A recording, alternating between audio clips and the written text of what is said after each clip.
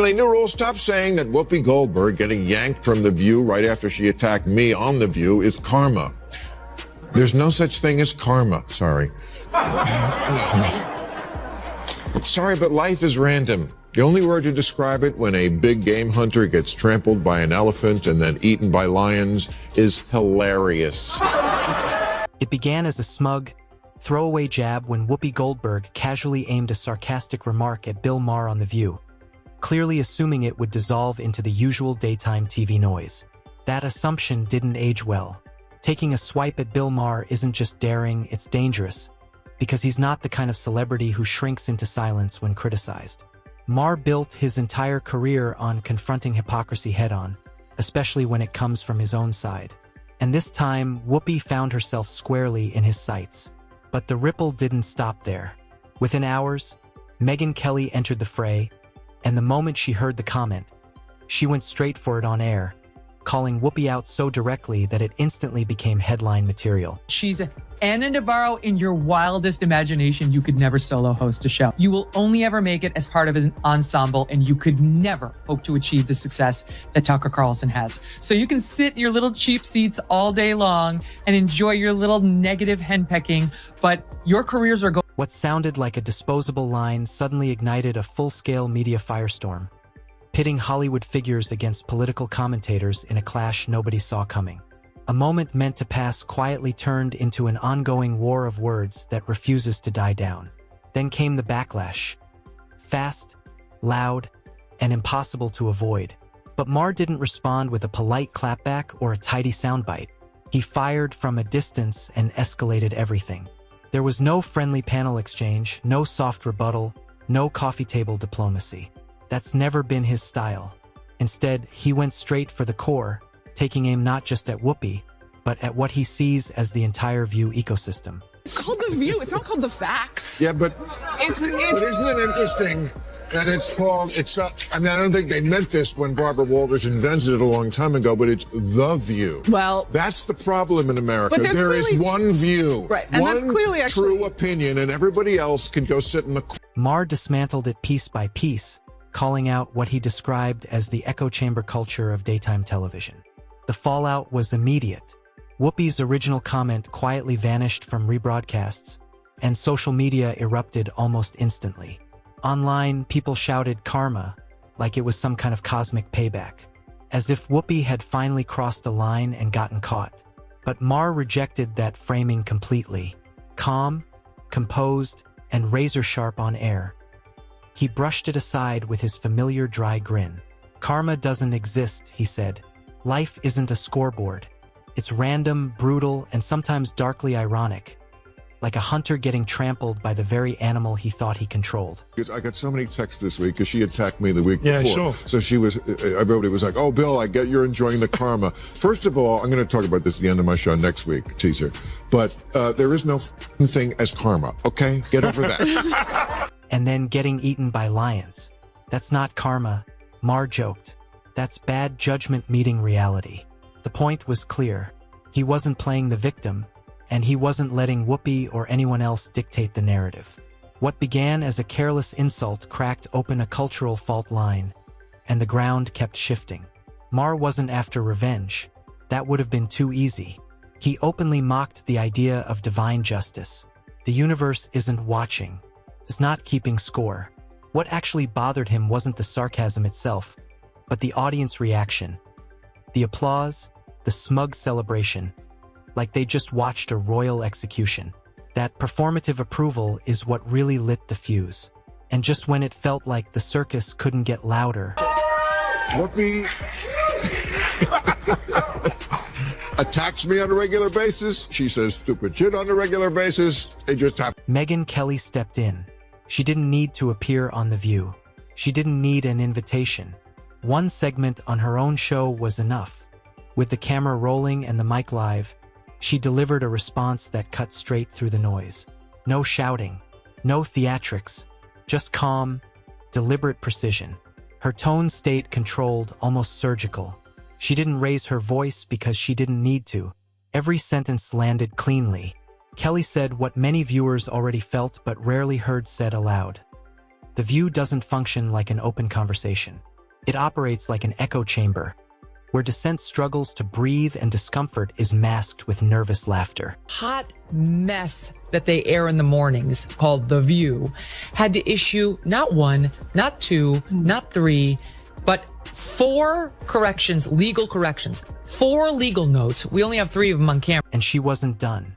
Kelly went further, calling out what she described as the show's predictable structure, manufactured outrage, forced unity, and the unspoken rule that you either follow the script or get drowned out. She accused the panel of selling groupthink as dialogue while quietly sidelining anyone who steps out of line. The internet exploded instantly. Some called her bitter, others called her fearless, but no one could ignore her. Now Maher wasn't alone.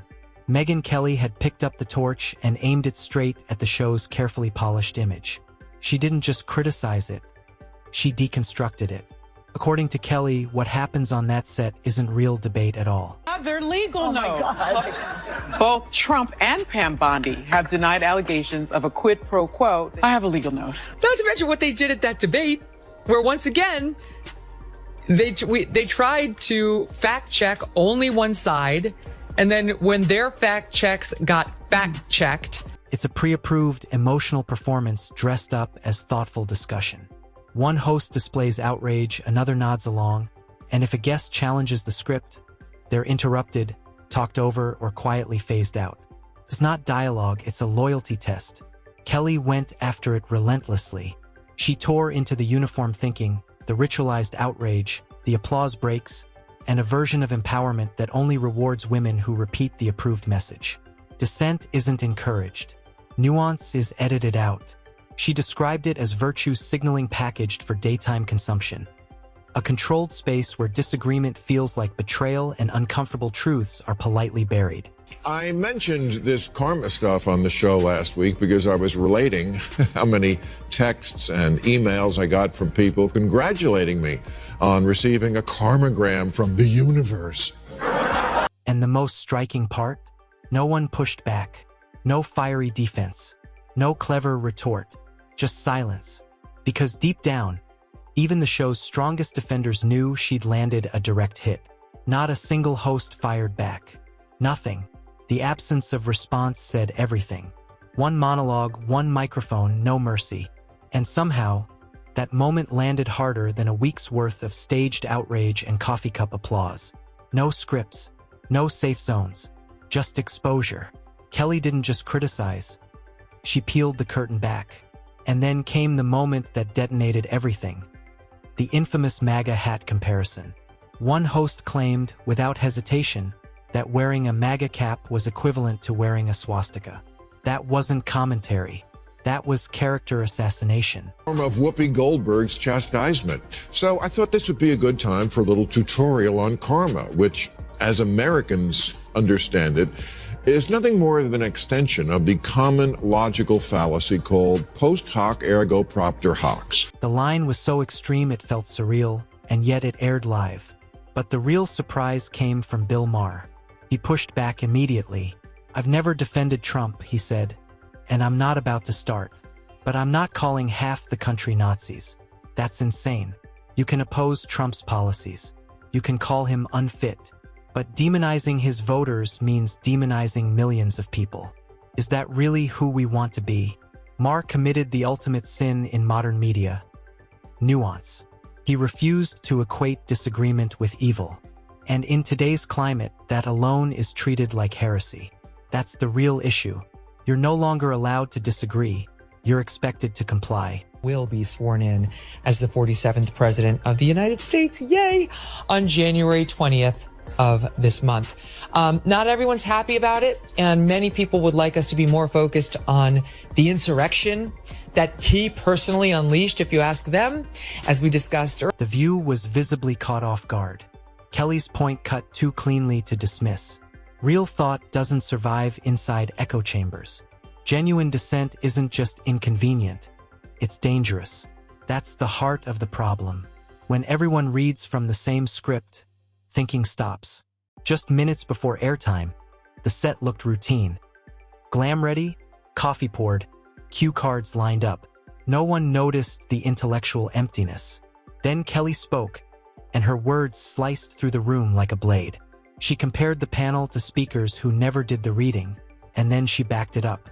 She highlighted omissions, partial arguments, and selectively presented facts.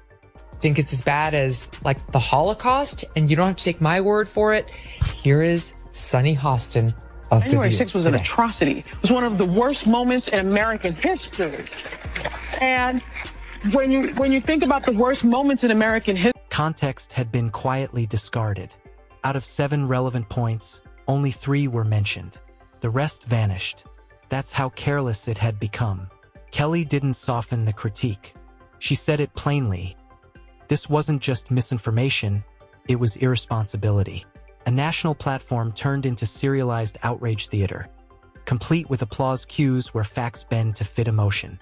Maher didn't hesitate either. He shattered the illusion completely. The View, he said, isn't a talk show. It's a televised firing squad in designer outfits under studio lights, where discussion means lining up to attack anyone who strays from the approved line. This isn't debate. you know, like World War II, things that happened, you know, like the Holocaust, chattel slavery. Yeah, the January 6th is right up there next to the Holocaust. It's choreographed outrage, staged like a Broadway production but far less honest. Every gasp, every eye roll, every meltdown is scripted. Maher called it a manufactured spectacle designed to feed the audience a daily dose of moral superiority. Real conversation doesn't stand a chance.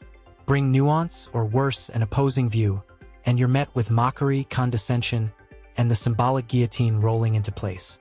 Rage becomes the only acceptable language. And the moment things get uncomfortable, the show pivots. Lights dim, tone shifts.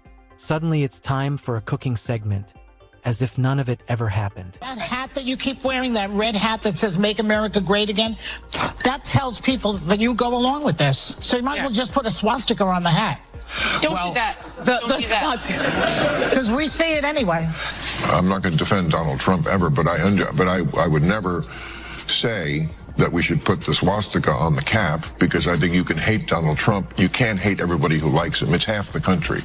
I don't want to live in that country. I don't want to live in the country where I hate half the country, and I don't hate half the country. Maher never bought the act. He zeroed in on the hypocrisy, making it clear he has no patience for performative outrage designed to silence dissent and control the narrative.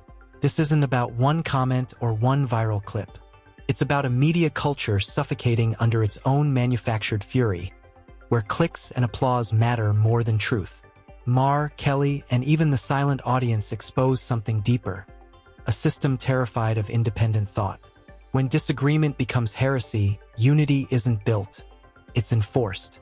And the louder the outrage gets, the more fragile the narrative becomes.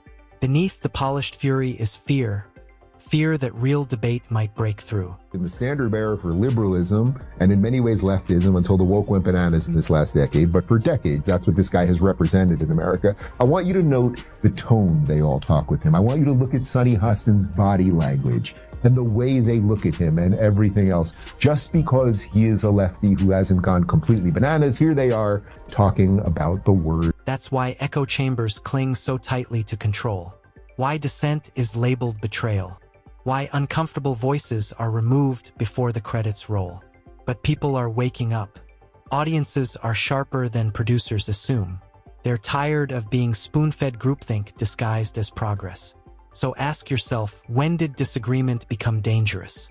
When did questions turn into threats? And when will we demand conversations that challenge us instead of coddling our biases?